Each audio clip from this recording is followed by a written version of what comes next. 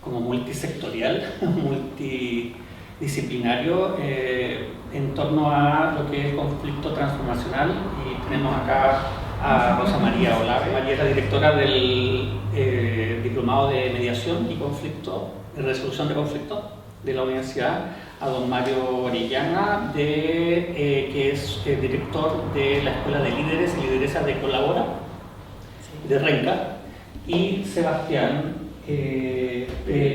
Vega, director de la región metropolitana de la Fundación Superación de la Pobreza. Y contarles un poco lo que está haciendo Middlebury College, que es, nosotros tenemos un convenio, un acuerdo con la Universidad Alberto Hurtado, tenemos alumnos de acá en esta universidad, y también tenemos dos programas académicos, uno de Derechos Humanos y uno de movimientos sociales. Entonces voy a contarles brevemente un poco lo que hacemos en relación con conflicto transformacional.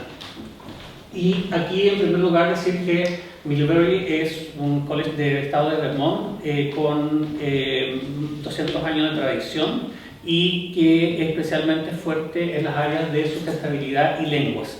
En ese contexto de lengua, precisamente, es que traemos alumnos acá a Chile. Acá tenemos presencia en las principales ciudades del país, y nuestro convenio con la universidad precisamente es para la modalidad tradicional de estudios acá, tomando cursos en distintas facultades y carreras, y en los tracks de derechos humanos y de movimientos sociales. Bueno, el año 2022 Middlebury obtuvo un grant de $5 millones de una donación privada, y creó lo que es el Catherine Wasserman Davis Collaborative in Conflict Transformation, que es un programa que busca desarrollar una serie de iniciativas colaborativas y multicolaborativas en transformación de conflicto. Bien, y en ese contexto se le asigna a las escuelas en el extranjero, Chile es una de ellas, que ejecutemos distintas iniciativas. Bien, y en este caso nosotros hemos identificado acá como un partnership importante de la Universidad Alberto Hurtado y la Fundación de la Superación de la Pobreza, donde nosotros tenemos alumnos realizando prácticas o pasantías para desarrollar algunos proyectos en este contexto.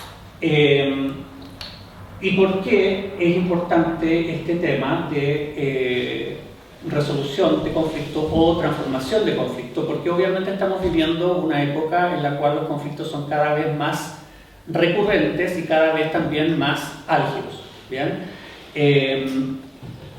Tanto a nivel nacional como internacional. Bien, nosotros vemos en las noticias todo lo que está pasando en Medio Oriente, lo que está pasando en Europa, las crisis que se están suscitando a nivel regional en términos de seguridad, en términos de inmigración ilegal, etcétera, etcétera. Por lo tanto, creemos que es importante esta nueva aproximación a lo que es el conflicto. ¿Bien? En nuestro país, especialmente lo que fue el movimiento social de 2019, introdujo un nuevo escenario también, donde debemos aproximarnos de una manera distinta a lo que son estos eventos. ¿Bien? Un ambiente de politización creciente, lo estamos viendo hoy día a nivel político. También, obviamente, hace mayormente imprescindible esta nueva aproximación. ¿Bien? En términos de por qué alcances en violencia, porque obviamente nosotros vemos recurrentemente a través de los medios de comunicación una violencia principalmente subjetiva, es decir, los hechos en que la violencia es mucho más evidente, pero también debemos considerar que hay una violencia sistémica, que es aquella que está más implícita en la sociedad y que también puede ser más peligrosa. Por lo tanto, la aproximación de ver de una manera distinta lo que es el conflicto lo hace más imprescindible. Primero, debemos decir que el conflicto es parte de la experiencia humana. Siempre nos vamos a estar involucrados, ¿bien? Y especialmente cuando surgen diferencias y desacuerdos. Hoy día estamos vislumbrando un mundo cada vez más intolerante, cada vez más polarizado, ¿bien? Donde las diferencias no necesariamente se están resolviendo de una manera pacífica. Por lo tanto, eso obliga a un cambio de mirada en torno a lo que es el conflicto. Y de ver beneficios y de ver también una oportunidad para el cambio social. Y por eso también el título de la de la actividad del día. De qué manera el conflicto puede constituirse en una oportunidad para que distintos actores discutan, se aproximen y puedan vislumbrar algunas salidas. ¿Bien? Y en ese sentido debemos ver no solamente el carácter destructivo de un conflicto, sino también el carácter constructivo, especialmente cuando la situación la amerita. ¿Bien? Porque también debemos decir, y ahí seguramente Rosa María va a hablar más, hay algunos conflictos que no necesariamente implican o van a necesitar una transformación, sino simplemente una resolución. Eso va a depender del contexto y de las características propias de cada conflicto. ¿Bien? Y aquí hay, dentro de la literatura que hay sobre este tema, hay una frase que me gustó mucho que tiene que ver con no necesariamente menos conflictos, pero mejores conflictos. Y cuando estamos hablando de ver y aproximarnos a mejores conflictos, estamos hablando de su potencialidad de construcción, ¿bien? Para la sociedad. ¿Bien? Ahora, acá tenemos algunas ideas que son muy importantes para todas las iniciativas que tienen que ver con este tema, que tienen que ver que permite una mayor y una igualitaria participación, ¿bien? De distintos puntos de vista, de nivel de género, nivel social, nivel profesional, técnico, etc. ¿Bien? Y eso obliga también a un mayor conocimiento, una complexión sobre el conflicto. ¿Bien? Es decir, qué importante es tener un conocimiento acabado del contexto especialmente.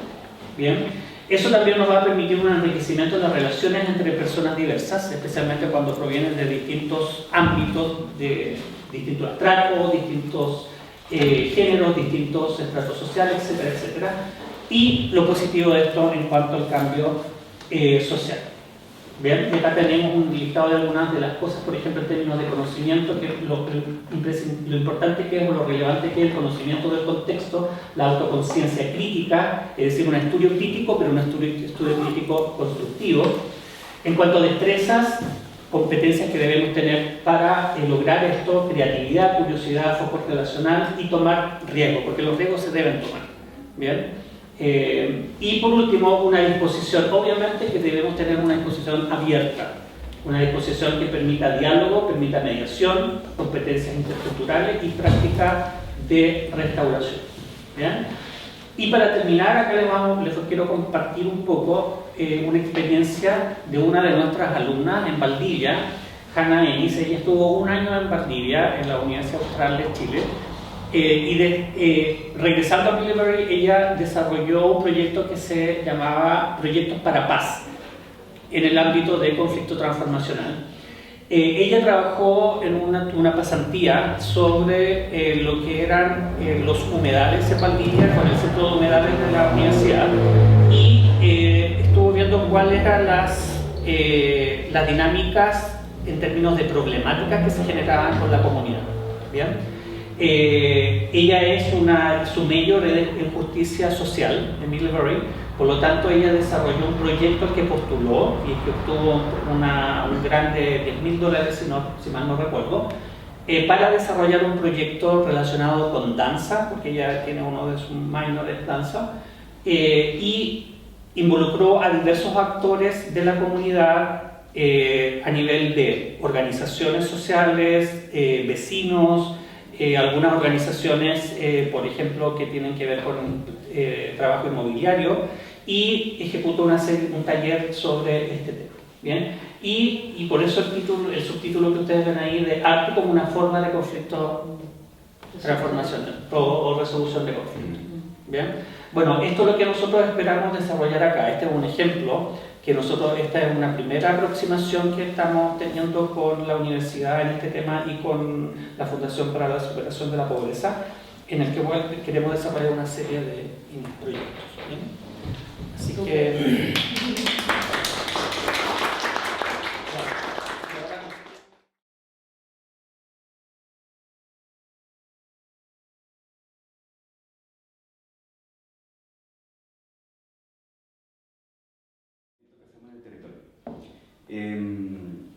Para nosotros los conflictos tienen una dimensión local, las que nosotros abordamos, pero son las expresiones locales de situaciones históricas, estructurales, no pretendiendo cambiar necesariamente lo estructural en un año, pero sí entregando ciertas herramientas a comunidades para que a través de nuestro acompañamiento puedan autogestionar sus propios proyectos de bienestar. En ese sentido, se me ocurrió compartirles una historia de acompañamiento de la Fundación. Es un periodo desde el 97 al 2001, en un territorio hacia el sur, que después les voy a contar un poco más cuál es, porque antes les voy a contar cuál es el enfoque donde nosotros encontramos ciertas similitudes con los conflictos transformacionales. La Fundación de alguna manera diagnostica, desarrolla sus intervenciones a través de 5 o 6 enfoques, y uno de ellos muy importante se llama enfoque de activos, vulnerabilidad y estructura de oportunidades. Este es un enfoque desarrollado en el seno de la CEPAL, de un sociólogo argentino llamado Rubén Kastman, que lo que hace a grandes rasgos es poder analizar una situación conflictiva a través de un concepto que se llaman los siniestros. Ese contexto de alguna manera baja el nivel de bienestar de una comunidad en un periodo de tiempo más o menos sostenido, más o menos permanente, por lo tanto tiene características negativas. Luego de eso podemos ver que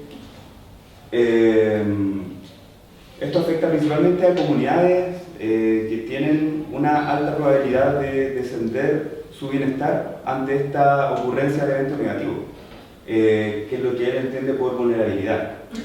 Pero a su vez los sujetos, en este caso comunidades que las estamos analizando, contienen ciertos atributos que podemos entender recursos, y dentro de los cuales los recursos son atributos que se pueden separar entre no solamente monetarios, que es lo que se nos viene a la mente primeramente, sino que recursos humanos, recursos sociales, culturales, naturales, por cierto, dado que los grupos humanos son algo indivisible con su entorno.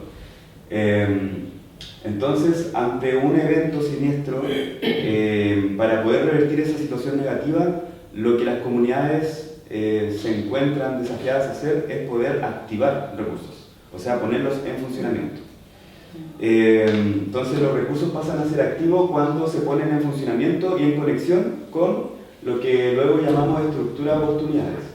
La estructura de oportunidades, por otra parte, hace referencia a una especie como de orden de entidades que permiten que sujetos, en este caso comunidades, puedan conectar con ellas para poder mejorar su bienestar. Por ejemplo, nosotros entendemos la estructura a través de 3 grandes entidades, que por un lado sería la sociedad civil, ¿cierto? Organizaciones, fundaciones, etc. Por otra parte, muy importante es el Estado, y en tercer lugar, la interacción la completa el sector privado, que en distintas magnitudes, en distintos lugares, tienen manifestaciones distintas. Luego, en el análisis de contingencias, hablamos de los siniestros, que son estos eventos con los que el sujeto, en este caso la comunidad, interactúa y los deja peor de cómo están. Lesiona su bienestar, merman sus condiciones materiales, y no solamente, por ejemplo, un terremoto, no solamente una erupción volcánica, a veces tiene que ver con políticas que precarizan, a veces tiene que ver con conflictos entre organizaciones en un territorio. Todo eso lo podemos entender nosotros como un siniestro. Nosotros cuando trabajamos en Servicio País con comunidades rurales también entendemos como siniestros ciertas problemáticas. Pueden ser estructurales y podemos ver en esa problemática estructural o siniestro o conflicto un momento actual de cómo se expresa, ¿cierto? Y lo que yo les quiero comentar, luego de este análisis del labeo, o del enfoque del labeo que va a permitir analizar el caso de Yaguipuyi, es traer la voz de las comunidades. Por eso puse unos videitos bien cortitos después, pero quería ahora como hacer este aterrizaje sacando el labeo, ¿cierto? Sacando la transformación de conflicto. ¿Qué es lo que piensa la comunidad mapuche respecto a la vulnerabilidad o la pobreza? No hay una traducción literal de eso. Lo que ellos entienden relativamente similar a esto es el Westphalen, que es un desequilibrio entre la comunidad consigo misma como sujeto o con su entorno o con seres externos que están vulnerando, ¿cierto?, su situación de bienestar.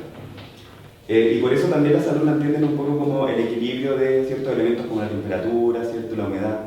El equilibrio, por lo tanto, es el ente que de alguna manera regula todo en su cosmovisión.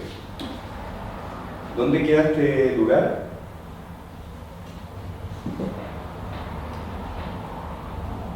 Esto queda en la Araucanía. Tenemos ahí Temuco como capital regional. Lago Budi está entre Puerto Domínguez, Puerto de Orochimí y Puerto Saavedra, ¿cierto? Alrededor del Lago Budi habitan muchas comunidades mapuche lasqueche. No sé si esto tiene más volumen porque lo que importa de este video son las voces que traje. ¿Se podrá subir el volumen? Y bueno, lo que podemos ver acá es como básicamente el problema suyo de las comunidades.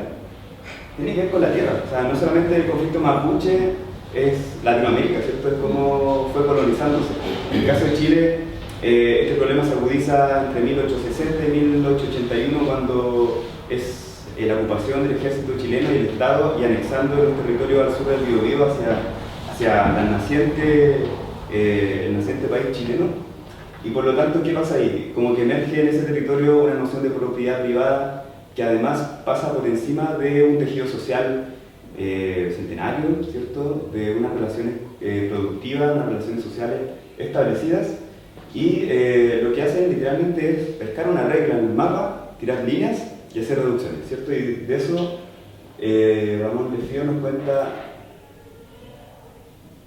con sus propias palabras. Acá el otro, así, y así lo mensuraron. Con este pedacito de este artículo, ahí está el nombre y este es su.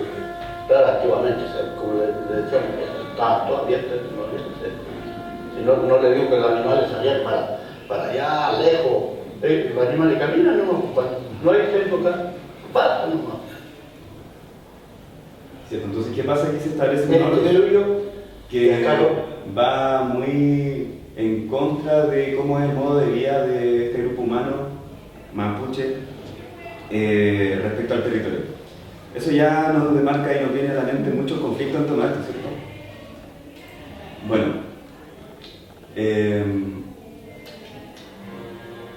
¿qué pasa acá? A lo largo del tiempo van apareciendo expresiones de pobreza que las vamos viviendo ya hacia los 90, es que las comunidades que habitan alrededor del lago Budi, entre un 30 y un 40% se encuentran en situación de pobreza y se inserta en una de las comunidades que más bajo desarrollo humano según Web. Impotente, muy grande.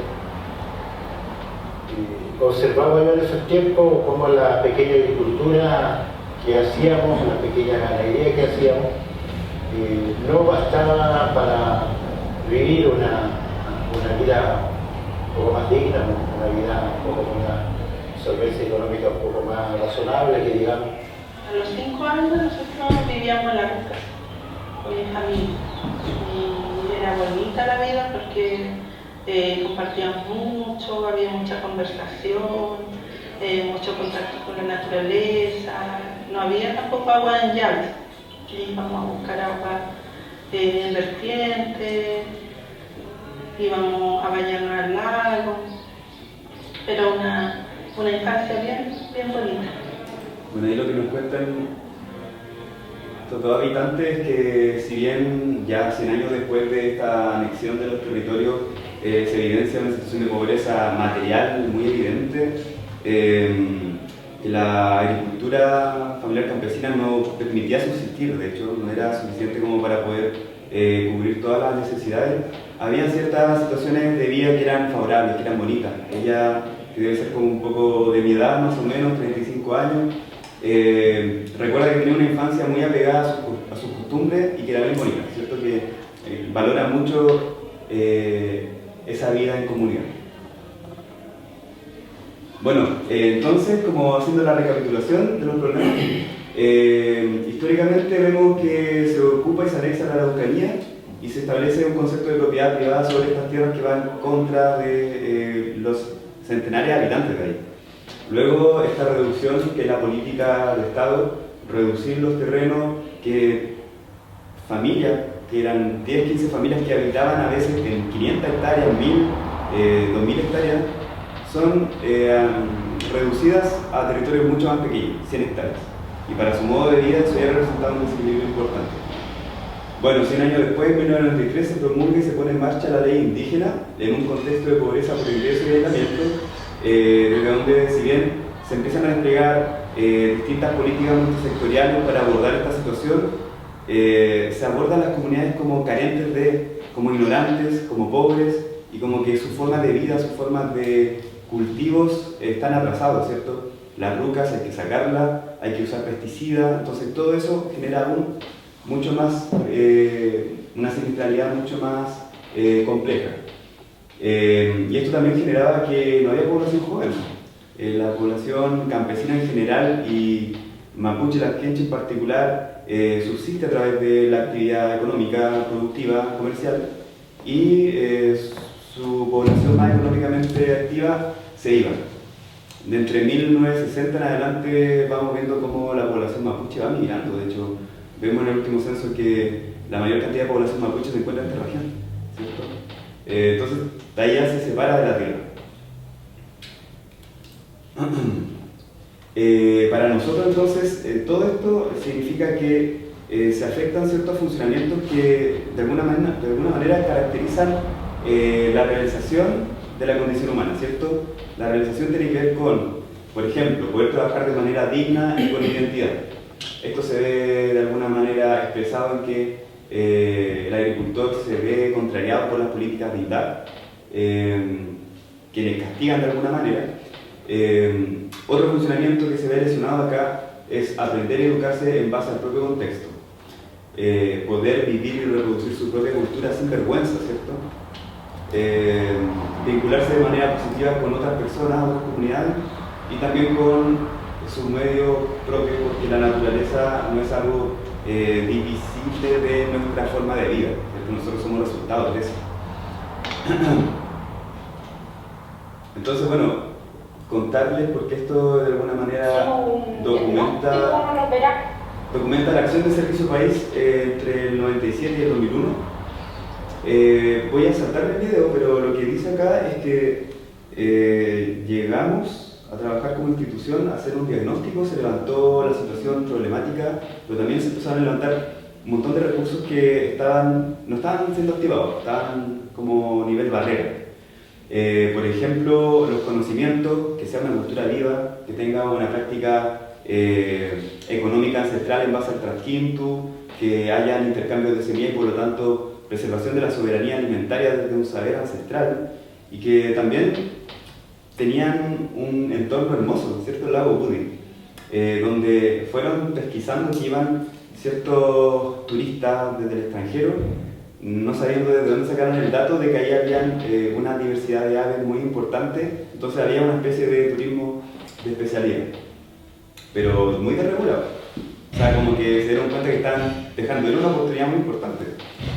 Entonces, claro, se hace este diagnóstico y de alguna manera Servicio País conecta con otras experiencias de turismo rural para ver si se querían atrever a hacer algo y si estaban de acuerdo con eso también en comunidad, dado que todos los foráneos ya generaba un poco de desconfianza. Y de eso habla don Mauricio.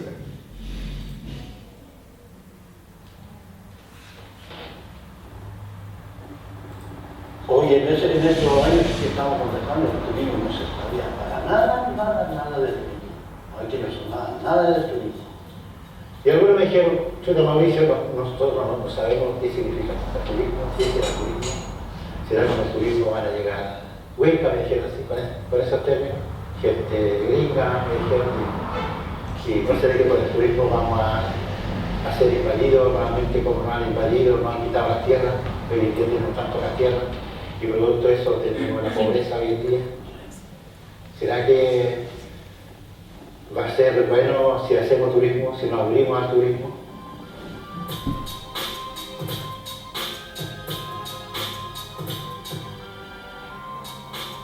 Fue un tema un poquito complicado desde el principio, porque había gente que estaba a favor y gente también, mucha gente que estaba en contra del turismo. Porque ellos creían que porque por medio del turismo íbamos a folclorizar la cultura o íbamos a vender la cultura, o se iba a perder, digamos, como esa conexión que nosotros tenemos con las ceremonias principalmente. Entonces, las familias que quisieron emprender dijeron cierta parte de la cultura íbamos a poner a disposición del turismo, pero como las cosas más sagradas nuestras, eso iban a quedar completamente a un lado. Bueno, yo encuentro que es súper claro, o sea, como que habla por sí solo. Estuvieron consultando internamente si era una buena idea emprender en el turismo, que de alguna manera complemente su actividad económica productiva, que no daba, ¿cierto?, económicamente, para poder mantenerse, pero también con cierto resquemor, porque los foráneos ya les había dañado mucho, y que llegaran huencas, que llegaran gringos, a lo mejor iba a ser otro proceso más de colonización y de usurpación.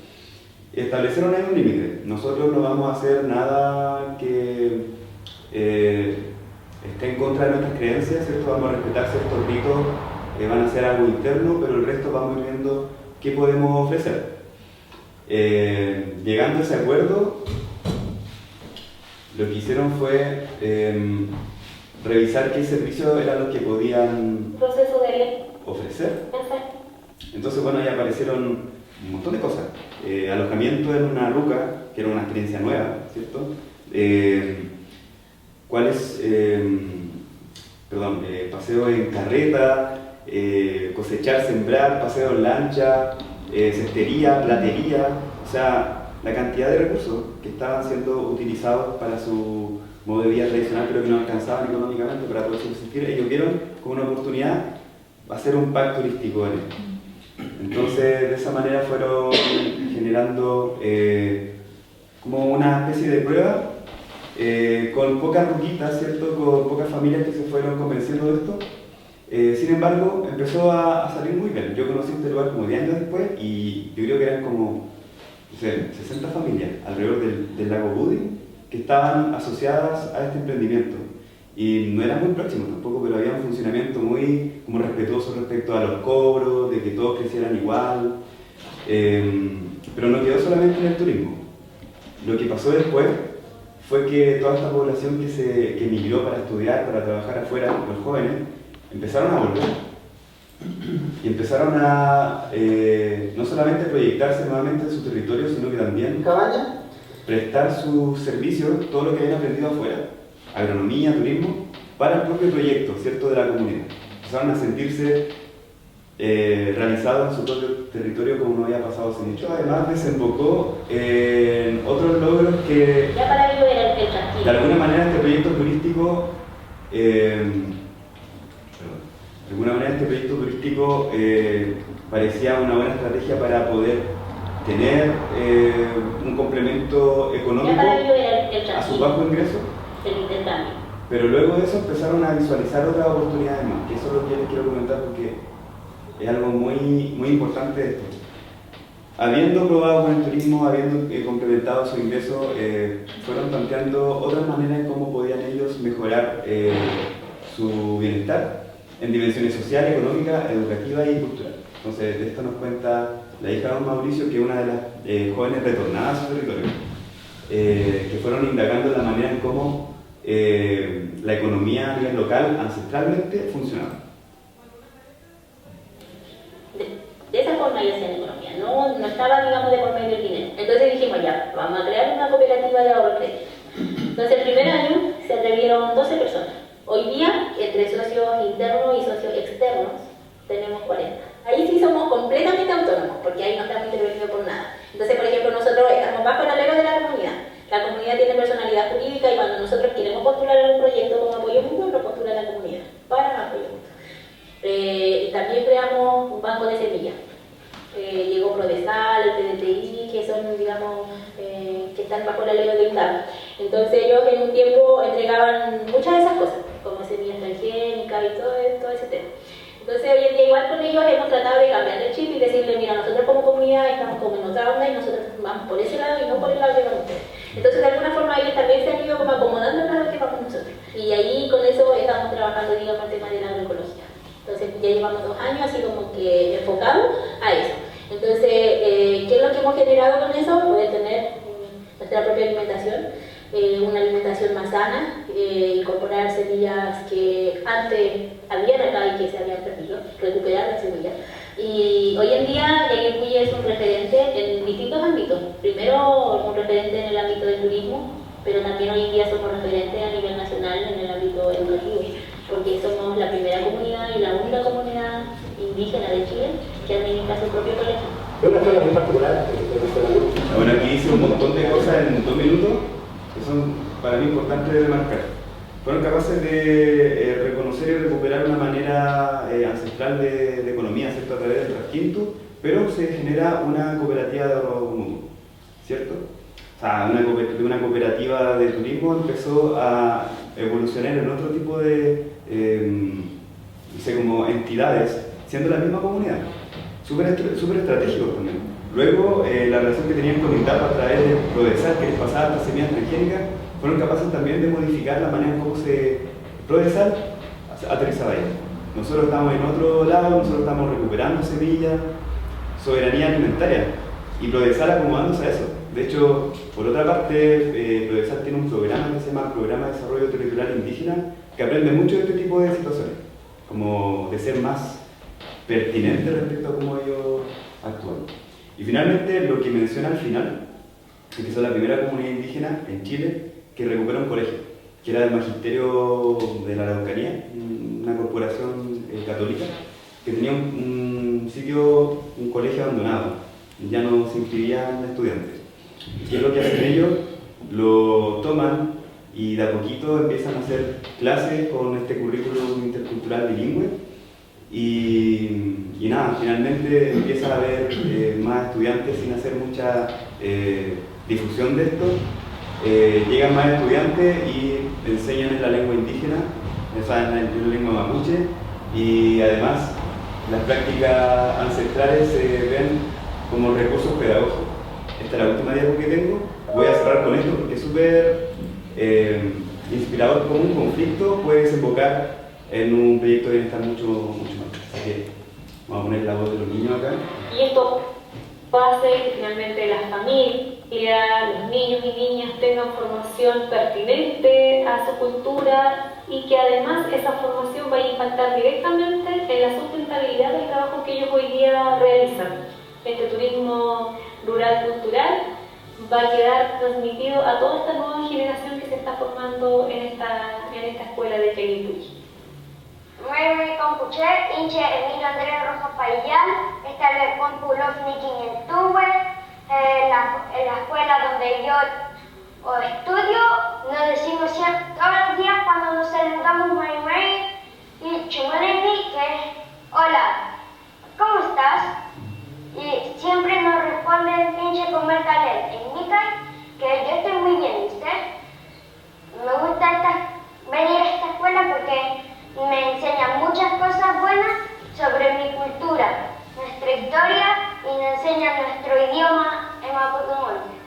Cuando salimos a ciencias naturales salimos a ver todo en la calle y ahí reconocemos todo de aquí de la cultura. Algunas cosas no solo se encuentran en los libros, se encuentran en la vida real. Allá atrás hay un bonito huerto con muchas plantas medicinales, ahí tienen cosechas que son muy buenas para nosotros, para que comamos. En octavo, cuando terminan su estudio, se van al liceo. Se van yendo a los mejores liceos de Temuco, científicos humanistas, industriales.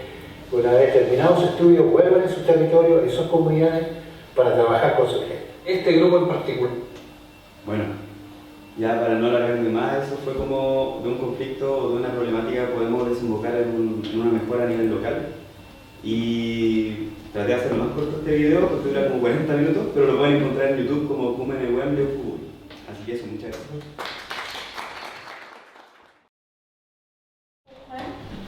Yo también las tenía acá incorporadas, pero creo que las voy a ir saltando. Primero, esa lámina, de alguna manera, lo que nos refleja es que estamos llenos y llenas de conflictos, por todos lados, de distinta índole.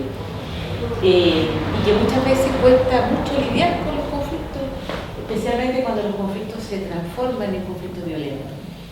Y ahí también es importante esa distinción, no es sinónimo conflicto de violencia.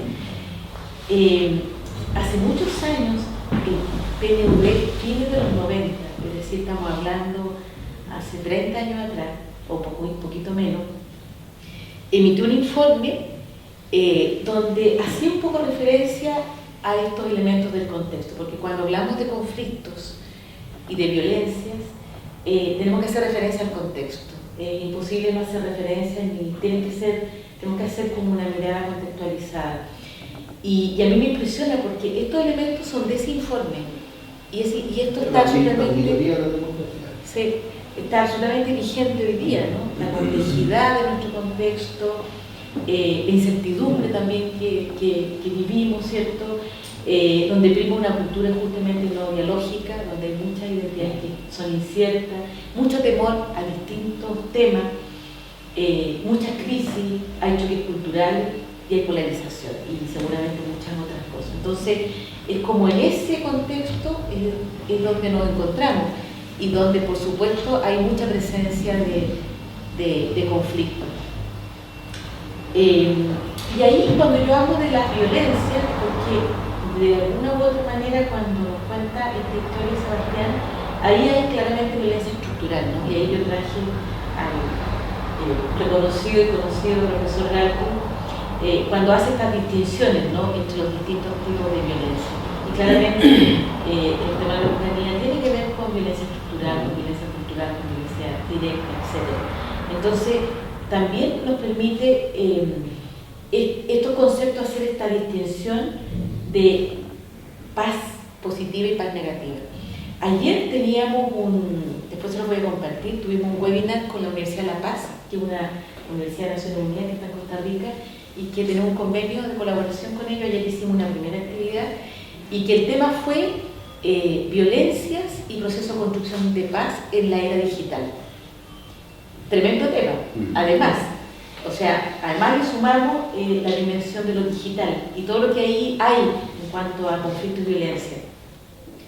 Entonces, claro, cuando hablamos tanto y como sociedad pacífica y hablamos cómo avanzamos hacia la paz, a mí me parece que es súper importante la distinción entre lo que es una paz negativa, que es ausencia de violencia, pero la paz positiva tiene que ver con cómo abordamos las causas que son más estructurales de las situaciones de violencia, de injusticia, etc. Entonces ahí a mí me parecía que es importante tener también ese panorama porque nos va como a determinar qué es lo que podemos hacer también frente a los conflictos. Ahora, a nosotros nos toca desde acá, desde la universidad, realizar distintos tipos de actividades con distintos grupos, comunidades, bueno, de hecho hace poco hicimos una actividad con este proyecto que tiene la universidad con el barrio, y se acuerdan que yo puse esa pregunta, ¿a qué asociamos la palabra conflicto? Y eso lo ponemos en, bueno, una pregunta clásica y que cuando las personas responden en esta pregunta empiezan a aparecer dimensiones de los conflictos que efectivamente son aquellos que de alguna manera sea la literatura lo ha ido conceptualizando, ¿no? Y que en muchas ocasiones aparecen dimensiones más negativas que positivas. Yo recuerdo que lo que hicimos acá era más positivas, pero me tocó hace poco hicimos con el equipo que trabajamos acá una actividad de formación con grupos de líderes y lideresas de comités de vivienda del MIMBU, del Ministerio de Vivienda, de sectores que viven en situaciones de mayor vulnerabilidad. Y las dimensiones que aparecían eran más bien negativas, más que positivas. Entonces también depende un poco de en qué contexto estamos. Y ahí, bueno, este es un campo de estudio, de acción, y que se ha escrito mucho también, sobre todo en el ámbito de lo teórico conceptual, pero también en poder desarrollar herramientas que permiten trabajar sobre los conflictos. O sea, es como un ámbito de especialización, diría yo, cuando mucho se ha escrito. Ahí, tú lo decías, Juan, esto de que cómo entendemos el conflicto, ¿no? Como algo que está presente en nuestra vida. Y ahí es muy difícil como evitarlo, porque siempre está, ¿no? Entonces el tema más bien es cómo nos relacionamos con los conflictos. Ahí, bueno, es inevitable, ¿cierto? Pero puede empeorar o puede mejorar las relaciones a todo nivel. Y bueno, ahí aparecen las dimensiones negativas y positivas del conflicto, lo que yo les comentaba. Y esto, positivo y negativo, finalmente, justamente, obedece a cuál es la percepción y la experiencia que las personas tienen en los conflictos. Para algunas personas puede ser una oportunidad, un motor de cambio, pero para otras personas es más bien un escollo, un obstáculo, algo que se quiere evitar y que no genera, o que se cree que nos genera situaciones que pueden ser transformadoras. Entonces siempre es interesante este ejercicio porque justamente coexisten estas visiones más negativas, más positivas del conflicto. Y va a depender de cómo nos relacionamos con esos conflictos. Nos relacionamos de una manera donde podemos pensar que el conflicto justamente nos abre una oportunidad de cambio, tú lo decías, como la dimensión más constructiva del conflicto. Lo que estamos viendo hoy día en Medio Oriente es claramente la dimensión más destructiva del conflicto.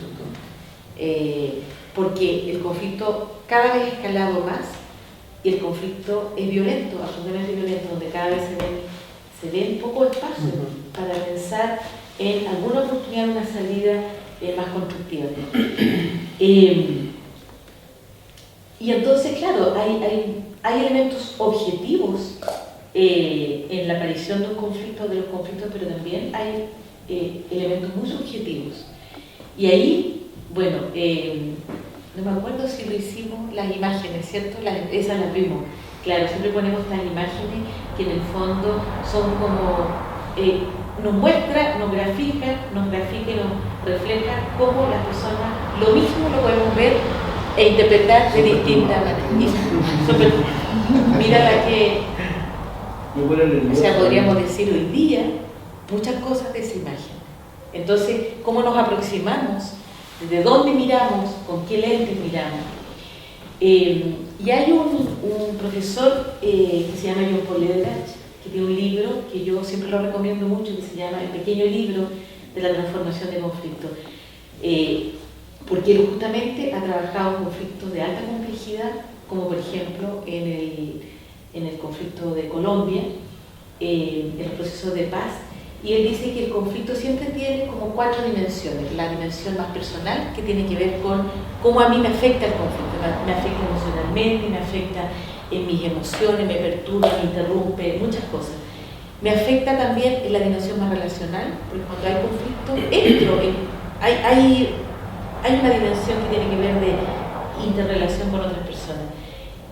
La dimensión cultural y la dimensión estructural. O sea, los conflictos tenemos que mirar en esas 4 dimensiones, porque si no, vamos a no entender la complejidad. Y los conflictos sociales comunitarios son altamente complejos.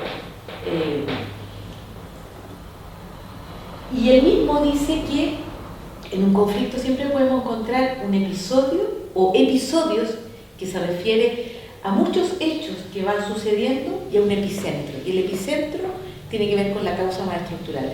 Yo pensaba en lo que tú decías, los siniestros. Yo decía, los siniestros son como episodios que van sucediendo. Y el epicentro es la causa del fondo del conflicto. Si lo llevamos al octubre del 2019, episodios podríamos hacer una larga lista cronológicamente de 2016, Pingüinos, 2011, Movimiento Universitario, 2018, Mayo Feminista, etcétera, muchas, y los AFP, bueno, etcétera, etcétera. Y lo que aparece en octubre del 2019 justamente es el epicentro, la causa más de fondo estructural. Y cuando muchas veces aparece lo más estructural, es que aparece la dimensión más crítica, más violenta del conflicto. Y que lamentablemente muchas veces pareciera que el epicentro tiene que aparecer para que efectivamente se aborde con lo que es más de fondo, ¿no?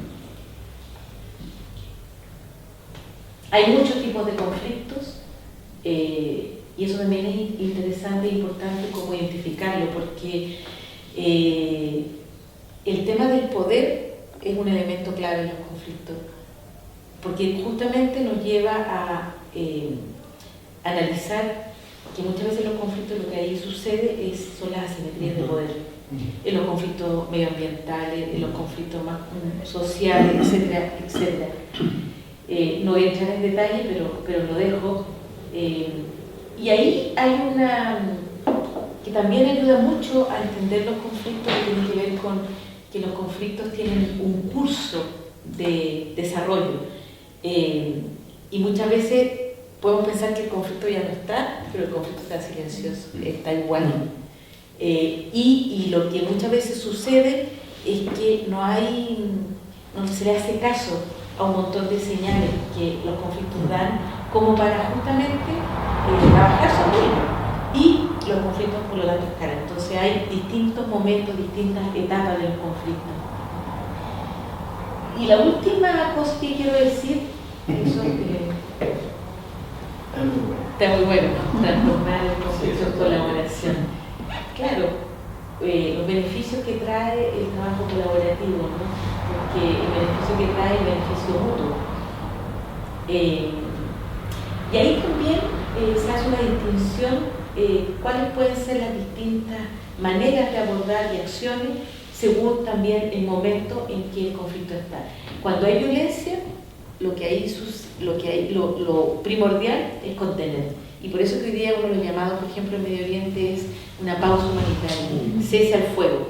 Entonces, ahí también hay una serie de posibles acciones que uno puede hacer según el momento del conflicto. Y es súper importante esto porque si no es como actuar a ciegas, es como trabajar sobre los conflictos sin entender los conflictos. Y ahí lo último es que en esa pirámide, que también es de este profesor Liderach, en el fondo lo que representa es que para trabajar sobre los conflictos necesitamos tener distintas capacidades y distintos niveles de actores que se necesitan para actuar sobre los conflictos. Está la comunidad local, la comunidad de base, están las capacidades que son más del medio, ¿no? Que son esos como estratégicos que pueden vincular aquel nivel más alto de la pirámide que tiene que ver con aquellos que toman decisiones con el nivel de las comunidades de base. Muchas veces lo que sucede, y por eso los conflictos se prolongan, muchas veces se hacen más críticos, es que esas vinculaciones y esos distintos niveles no interactúan. Entonces, la comunidad no tiene llegada a los que toman las decisiones, los que están en el medio muchas veces que tienen capacidad de articular unos con otros, no lo hacen por distintas razones. Entonces, bueno, los conflictos van moviéndose, ¿no? de estados que pueden estar más silenciosos, más latentes, pero están igual, a momentos en que el conflicto hay un factor que lo gatilla y la cosa explota. ¿Qué mejor ejemplo cuando nosotros hacemos clases en pregrado, en posgrado, presentamos distintos ejemplos? Y para mí uno súper evidente son los 30 pesos, el gatillante. Y ahí uno puede, es como para hacer una clase con el octubre de 2019, porque uno puede entender toda la complejidad del conflicto y las posibilidades también que se abren para justamente poder buscar salidas más colaborativas, más constructivas, o la dificultad que tiene para justamente poder encontrar soluciones que sean beneficiosas para todas y que justamente las soluciones apunten a las causas más estructurales. Y por eso es que estamos como estamos, creo yo. Porque ahí hay algo que no funciona. Yo creo que, y solo para un comentario final, bueno, con Mario hemos tenido alguna experiencia a propósito de cómo muchas veces esfuerzos, seguramente vamos a contar de ello, no logran avanzar y eso genera frustraciones, y eso genera que muchas veces posibilidades para abordar conflictos de una manera en que esas soluciones sean más sustentables en el tiempo y puedan generar y producir efectivamente posibilidades de mejores oportunidades, de mayor bienestar, de mejores condiciones de vida, de menor violencia, etcétera, etcétera, se ven muchas veces frustradas, tal vez por justamente los problemas que esa pirámide, en esa pirámide se presenta para abordar los conflictos. Nosotros tuvimos una muy buena experiencia hace unos 6, 7 años, más o menos. Hartos. Con la Corte Suprema. 2015. Pero bueno, pero yo ahí me quedo así como, y al menos para mí siempre poder trabajar sobre estos temas o este campo de la transformación de conflictos desde el ámbito académico requiere la academia, pero requiere necesariamente la conexión con el mundo real, con la práctica concreta, porque ahí hay muchas fuentes de aprendizaje y también nos puede entregar herramientas para que se puedan justamente abordar con los conflictos con distintos grupos, ¿no? Que yo creo que también ahí, como Sebastián decía, está el Estado, está el mundo privado, está la sociedad civil, etcétera, etcétera. Eso.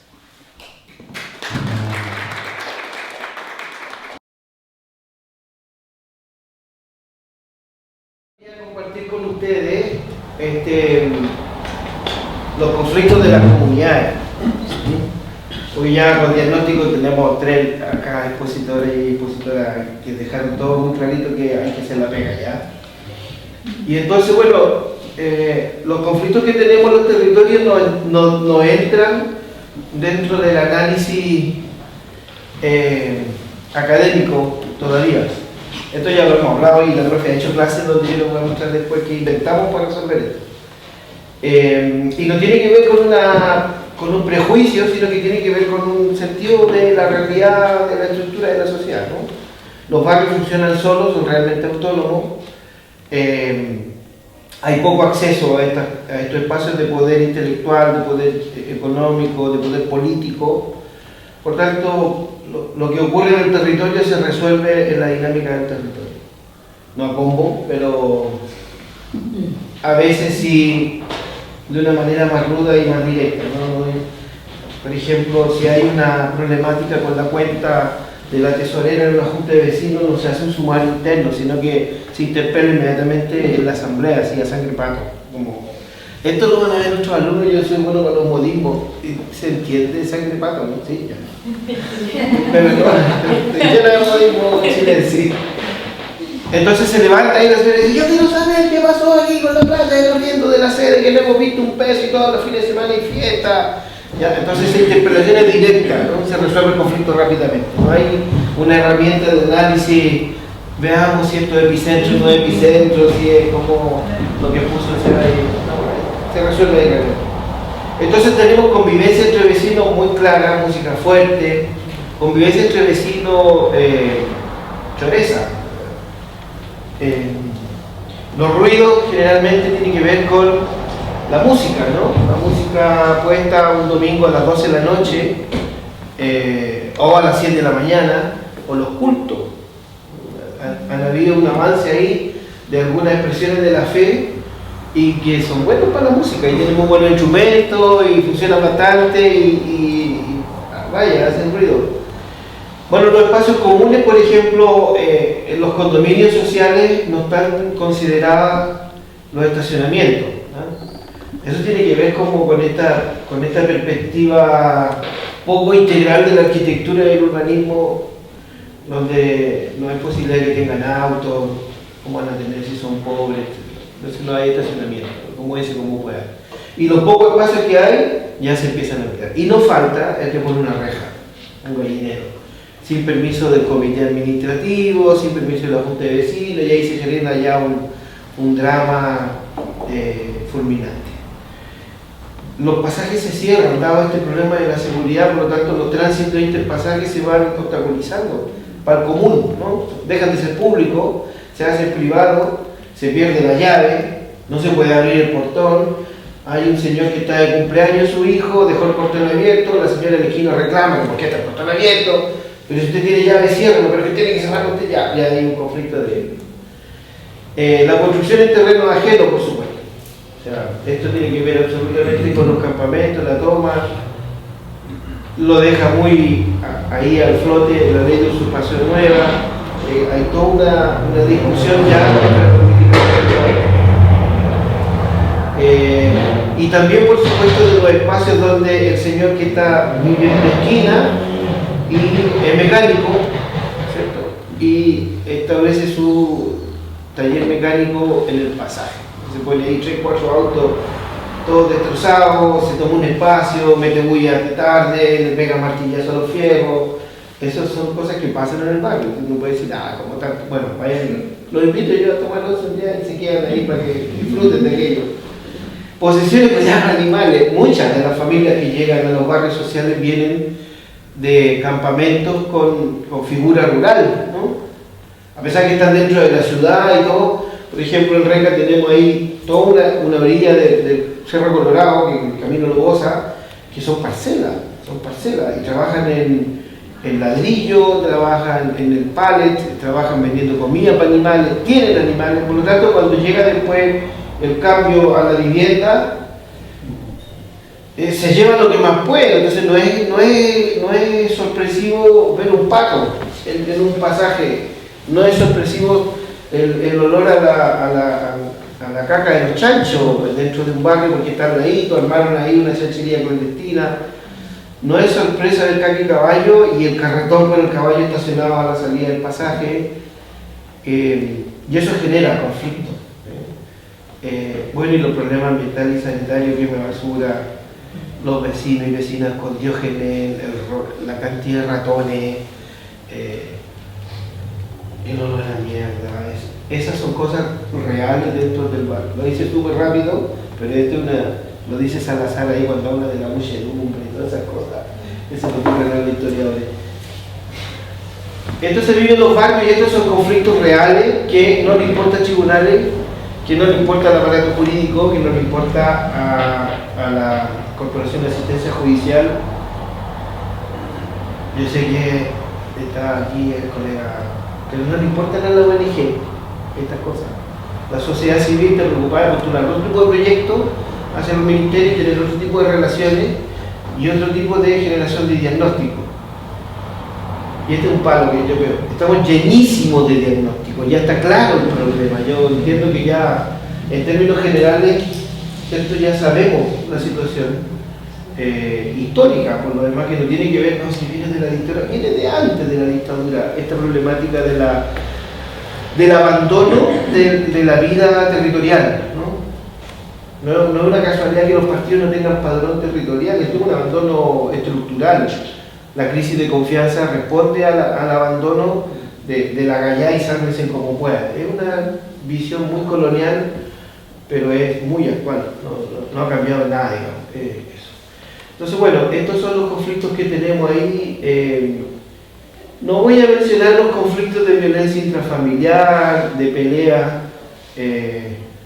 ni siquiera el narcotráfico, que son conflictos que escapan a la solución que podamos realizar dentro del barrio. La violencia intrafamiliar, si bien uno puede, no sé, amenazar al hombre que golpea a la mujer, decirle a la mujer que hay un camino jurídico que tiene que llevar, ella lo ama y no lo va a hacer, o depende de él, que es más doloroso todavía, y no lo va a hacer porque hay una dependencia económica de la cual este tipo se aprovecha, entonces llega con 2 copetes más y ahí la forra a la señora. Y la señora se esconde 2 semanas, esconde los machucones y no sale por eso nomás, pero ella lo ama. Y ahí nosotros lo podemos meternos, porque ahí hay una situación legal, penal, a la que no tenemos atribuciones. Ni siquiera con una actividad de mediación logramos mucho que hacer, ¿no? Porque eso ya mucho de ello. En cuanto al narcotráfico, si bien uno puede encarar al vecino que está entrando en ese campo, también uno corre el riesgo como dirigente, como dirigenta o como vecino activo de lo que ocurre. O sea, las mexicanas son muy rápidas de ejecutar. Ese tipo me está haciendo ruido, viene la plana mayor, el comité central del narcotráfico, mexicana al que está haciendo problema, por lo tanto el que vende queda libre, tranquilo y no se le molesta más. Y eso ya son conflictos a los que no le podemos buscar mucho el diente y por esa razón también se han tomado todos los barrios. Y bueno, después ellos también tienen alguna cercanía con los directivos, con la directiva, que también es inevitable porque no es el juicio de esa directiva, pero se financia ahí la campaña de Navidad, el Día del Niño, se financia con platita, ¿cierto?, de los narcos para que nos puedan dejar trabajar tranquilos. Eso, ¿cierto? Uno puede decir, pero ¿cómo es posible que los dirigentes, hay que estar en el pueblo de ese dirigente que está siendo presionado? Va a decir, mire, yo te voy a comprar, no te estoy preguntando, te estoy diciendo, yo te voy a comprar todos los regalos para los carros, pero no quiero que me moleste. No te preocupes, no, sino una pregunta. Ahí están los regalos, no me moleste. Es como, entonces ahí es más complejo poder hacer el juicio y decir, ¿cómo es posible? Sí, es posible. ¿Ocurre? Sí, ocurre. ¿Es parte del problema? Absolutamente. ¿Han hecho algo las instituciones que, sí, ese mismo tipo que hace los regalos le entrega un par de millones mensuales a alguien de la PDI, los pagos? No hay mayoría. ¿Y cuál es la dificultad del Comité de Seguridad? Que están todos como siendo abordados con personas adultas mayores, por lo tanto también hay un desgaste en el ejercicio de la dirigencia, por tanto hay una poca efectividad real del Comité de Seguridad, más que iluminar y poner cámara. Es decir, ya, iluminamos, ponemos cámara, anda un tipo ahí, sabemos por qué hay cámara, pero hagamos algo, un silbato, ya, y que salgan todos con un palo y se agarran al tipo y le hacen una funa, lo enrollan con un plástico. Pero eso no es una buena solución, o sea, eso es violencia con violencia, no estamos resolviendo. Jornada de taller de mediación, y ahí está contado con la profe, logrando como enfrentar desde una mirada del diálogo, civilizada, más lenta, tratando de que podamos tener una calidad de vida que nos permita estar tranquilos, en armonía, a partir de visitas de profesionales. Tenemos un montón de mentoría, tutoría, talleres en general, desde la asistencia social, el trabajo social, hasta abogados, profesores, gurúes. Una conexión con la Corporación de Asistencia Judicial que ya veo morir saltando. Generalmente son alumnos en práctica que están cumpliendo, entiendo yo que son como 6 meses, etc. Por lo tanto también hay un nivel de experiencia que no está acorde a la necesidad. Hay una voluntad de oro, pero hay un miedo infernal. Entonces esos cabros tampoco quieren meterse, o sea, yo puedo ayudarle hasta aquí, esto es lo que me permite el reglamento, el protocolo, qué sé yo, y no hay mucho más. Y luego ya hemos tenido que estar haciendo jornadas de taller relacionadas con salud mental porque los conflictos se generan más que nada, o sea, post pandemia han aumentado los conflictos. La soledad, el encierro, dejó a la gente más histérica, por lo tanto cae un alfiler y ya me molesta el alfiler, ya hay mucha mente acuática y no tengo solución para que no sigan botando el alfiler. Eso lo pongo como caricatura, pero no es verdad. ¿Cuáles son las dificultades que tenemos para resolver en el barrio? Primero, una problemática cultural de la población. No lo voy a subestimar, no voy a hablar mal de mis vecinos y de mis vecinas, pero en general el capitalismo, el neoliberalismo, en términos estructurales, ha creado una individualidad, una individualización de las personas que no permite mucho el trabajo comunitario, el trabajo colectivo, la preocupación del bien común, ¿no? Sálvese solo, no haga problema, enciérrese, encierra lo suyo y que los demás afuera hay una batalla campal, está lo mismo. Entonces ahí tenemos una dificultad cultural que es muy difícil de abordar y en esta generación de nuestros hijos, en algunos casos veinteañeros, etc., ha sido agudizado. O sea, estos próceres musicales, el mundo urbano que está ahí como con tanta ostentación material, ha hecho que los muchachos también trabajen más por eso que por una sociedad más amena, ¿no? O sea, es más importante tener un blin blin que ir a una actividad cultural real con la comunidad. O sea, yo entonces tengo que trabajar para eso y si no, tengo todas las tentaciones del mundo urbano que gobierna ahí, por lo tanto poner un par de personas manos arriba para tener las lucas con una buena zapatilla no molesta en nada. ¿Sí? Es un objetivo del cual yo hago tentación, lo publico en redes sociales, con dos pistolas, entonces soy muy bacán y eso es lo que me está... Entonces la vida colectiva y la vida cultural y la vida comunitaria ha decaído aún. El desconocimiento de las normas, o sea, la señora que golpeaba con una constancia en Carabineros que no tiene ninguna asidero legal en términos de una ruta, ¿cierto?, judicial, y con eso estamos. Entonces cuando me dicen, no, tienes que poner una denuncia en tribunales y asesórate ahí con la corporación, busca un abogado, no sé, no, hay mucho trámite, después hay que callar, se toma alguna medida, le sale juicio al caballero, tiene que irse a la casa, y eso ya es un drama al que no están dispuestas las personas. Entonces hay mucho desconocimiento de muchas normas, confusión respecto a los procedimientos, poca atención de Carabineros en los planes cuadrantes, ¿verdad? No anda muy bien los planes cuadrantes. Pensemos que tenemos 4 Carabineros para 1.200 familias. O sea, el Paco no lo puede hacer. No es un problema de voluntad del Paco, sino que no lo puede hacer. No es que no quiera. Se tiene una denuncia allá, tiene una denuncia acá, tiene una denuncia acá, tiene una denuncia en todos lados, y su turno es de 8 horas y no le da, y tiene un puro vehículo, 8 balas, no logra, no asusta a nadie. Y también, bueno, burocratización en el sistema judicial que ya es una... Entonces, cada una de las denuncias que se generan en los barrios queda como último en la fila dentro de la carpeta que tiene cualquiera de los jueces o de los fiscales o lo que sea. Esto ocurrió en el 2015. Este es lo que le decía a la profe, que nosotros en algún momento confiamos en la institución y participamos de esta propuesta de justicia ciudadana que encabezó el ministro Muñoz y que nos invitó a muchas personas de diversas actividades. Ahí nos conocimos, pero ahí está la Sofía, que es una alumna de ciencia media, está Álvaro García, que venía del mundo privado, está el Aleph, que era un haitiano de la comunidad haitiana, y está Macarena, que es una dirigente de una agrupación indígena en la Florida. Y yo, que no soy nada. Y la presidenta. Y la presidenta que nos acompañó y la ministra Marco, que con todo el cariño que merece no avanzó en nada. Le entregamos este informe que diseñamos en 4 meses, 3 meses de trabajo, informe terminadísimo, muy bueno, cuestionado por supuesto por todo el planeta, porque cómo era posible que el Ministerio de Justicia, que no está mandatado a educar, sino a hacer juicio, se le ocurría semejante barbaridad de diseñar un plan de desarrollo de formación en la mediación para las comunidades. Y bueno, y con esto descomprimir un poco la atención de los fiscales y todo lo que estaba ahí. Con mucho empeño lo hicimos, nos pagaron muy bien por lo demás. Muy bien, pero el proyecto no llegó a nada. El proyecto no llegó a nada, absolutamente a nada. Se lo entregamos a la presidenta y hubo una conversación con el ministro.